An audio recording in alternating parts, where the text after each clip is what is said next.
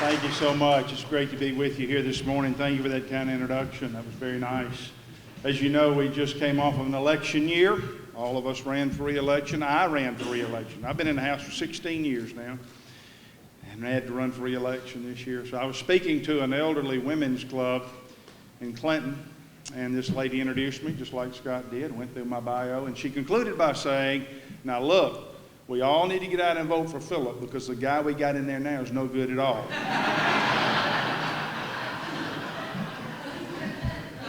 And I said, "Yeah, I agree. I know him, and he's a sorry joker. You need to vote for me." The Lord always works to keep us humble. I gave a speech in North Mississippi at Good Old Boys event. Many of you may be familiar with Good Old Boys. It's a picnic out in the woods. But I was the last speaker, like I am today. And when I finished, they said the blessing for the meal. So when I opened up my eyes, I look and the entire crowd is moving toward me. And I'm thinking, boy, I must have given a good speech. They want to come shake my hand. And as they got to me, they just kept going past me. And so I turned around and looked, and I happened to be standing in front of the beer coolers. So they were all going there to get themselves a beer. So my speech didn't meet with much success that day either. It's great to be with you. Welcome to the Capitol. Glad to have you here. I was asked to give you a legislative update. So we've been on the job for 2 days. Let me tell you what we've done over the last 2 days.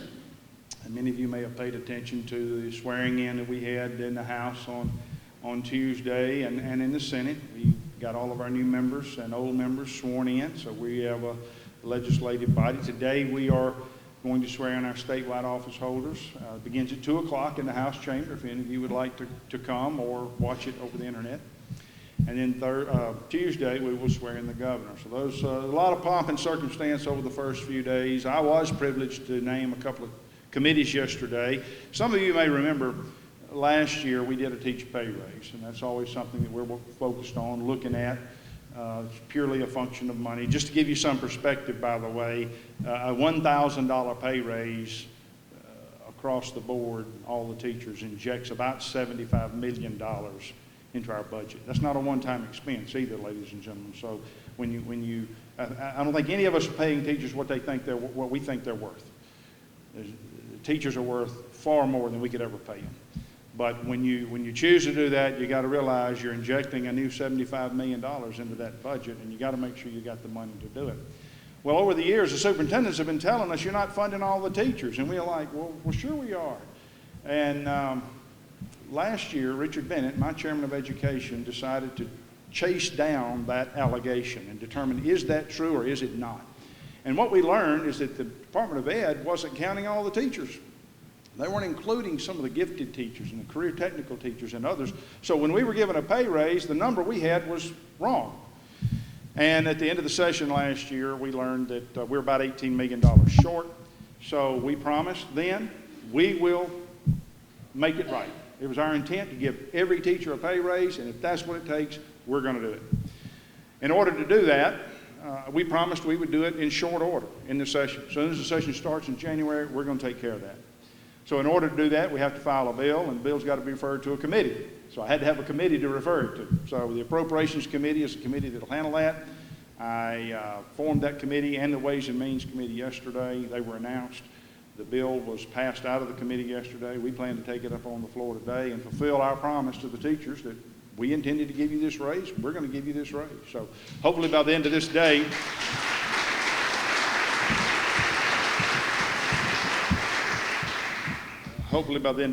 that bill will be out of the House and on the way to the Senate. I've talked to the Lieutenant Governor. He agrees, and hopefully they'll take it up soon as well. And that's what we call a deficit appropriations, money that we're doing this year.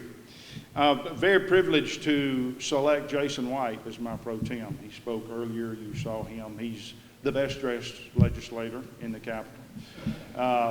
He has proven himself to be an outstanding leader over the last 8 years. We talked about the infrastructure plan you mentioned a minute ago. He was one of the ones that came up with that idea. He has been the chairman of rules in the House. He has handled Medicaid budgets. He has handled Medicaid issues. He is an attorney by training. He's a smart guy. He's got the trust of my House members. And when it came time to pick a pro tem, he was the obvious choice. So I'm very privileged to bring him along as my partner. Hopefully he can help keep me on the right path. The chairman I named yesterday were Trey Lamar, who is chairman of Ways and Means. Trey has been the vice chairman of that committee for quite some time. He's an attorney from Senatobia, Mississippi, and he will do an outstanding job. He has worked that committee very hard over the last 8 years. I have full confidence in him. John Reed is my chairman of appropriations. John Reed's from Pascagoula, and he has done that job for the last 3 or 4 years and done an outstanding job. Speaking of that, I will just say that, as I mentioned, we just had elections, and we ran, as I campaigned across the state, not only for myself, but for the others. I told everybody, we're running on our record. We're not running on promises. I gave a speech at the Neshoba County Fair last summer. I'm sure many of you tuned in to watch it. But the speech was, and my campaign message was, you can take any category of government you want to talk about. Any area of government you want to talk about. Roads, education, agriculture, the budget, gun rights, you name it, and I can show you that the leadership over the last years has made improvements in every area of government. And in the speech, I went forward and listed out some of the things as examples. One of those things is the budget. We're in the best financial shape, I think, we've ever been in. We have the lowest unemployment in maybe ever. The rainy day fund is full. All state agencies are funded. We gave a teacher pay raise. We got a state employee pay raise. We gave an IHL community college pay raise. And we've got $400 million in the bank. So we're in great financial shape. I heard the governor on the radio this morning. I think for the current fiscal year, we are $168 million over budget. So the economy's doing well. It is the result, I think, of good conservative decisions. We've had to make some tough decisions over the last 8 years. Sometimes we had to make cuts. Sometimes we didn't have the money. 2016 was one of those examples where revenues just didn't come in. But rather than spending more than we have, which is a promise we've made to stay within our means and not spend more money than we got, we made the tough decisions. We tightened our belt and we got through it. And as a result of that, we now have a great financial situation in the state of Mississippi. So we're excited about what the session holds and the way, hopefully, we can do a lot of things with that. As far as agenda items moving forward, I will just touch on one thing, and maybe Jason has already touched on it, and I just slipped in, so I didn't hear all of what he said. But we believe that job creation is the #1 issue in the state of Mississippi. And I'm not just saying that. In the elections, we did polls. We polled different districts. We didn't poll statewide, but for example, I had an election. So in my district, we polled. What are the issues that are important to the people in my district? We polled some of the other people around the state. And overwhelmingly, the #1 issue in those districts that we polled for the people of the state of Mississippi was jobs. So that's going to be a focus of my leadership moving forward in the next 4 years. We're going to be focused on jobs and job creation. I held a summit last April on workforce development. Many of you participated in that. MEC was an active participant in that. Searching for ways that we can create jobs. Searching for ways that we can train our people to work. Now, when I first started in the legislature 16 years ago, the #1 question for companies looking to come to Mississippi was, what kind of incentives are you going to give us? How much money are you going to give us? That has changed. Their #1 question now is, do you have an educated, trained workforce that'll work for us? If I bring my company to your state, do you have people who can do the job? So we are partnering with the community colleges. We're making a focus on workforce training to get our people the skills that they need so that they can meet the demands of the companies that are coming to Mississippi. I'll tell you kind of a funny story, I guess. Continental Tire in Clinton. It's a German company. Now, in Germany, the culture there is you live within 5 minutes of where you work and you ride some sort of public transportation, right? So those guys come to Bolton and they didn't see public transportation.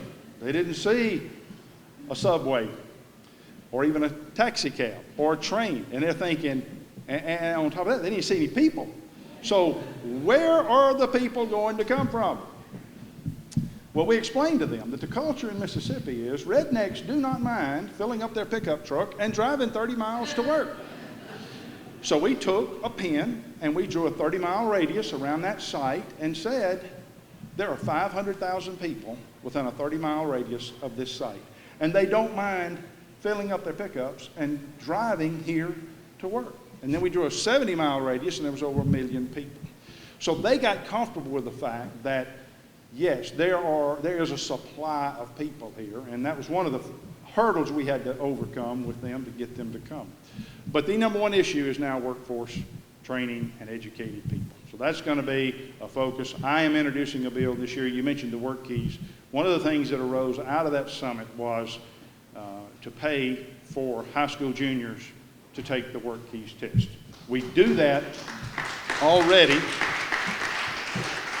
for the ACT. Many of you may, or everybody's familiar with the ACT test. We pay for each junior to take it one time.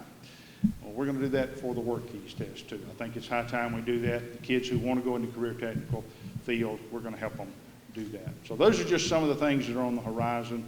We are excited about the upcoming session. We've got a new crop of legislators and new leadership in the House. I'm going to name my committee chairman probably next week. Next Friday, we're a little different in the House. Delbert can name his chairman anytime he wants. My members fill out a preference sheet. They get the privilege of filling out a list of where they want to serve. They have until 5 o'clock Friday to do that. So I still don't even have all the pieces of the puzzle yet to be able to put my committees together. The rules between House and Senate are just different in some respects, and that's one of those things. I think I've still got 20 people who have yet to give me their list, so I can't even put the puzzle together till I have all the information. But thank you for coming over here today. It's always a pleasure to see you. It's a privilege for us to greet you here at the Capitol. We hope you enjoy your experience here at the Capitol. And if my office can ever help you, we'd be glad to. Thank you so much. Have a good day.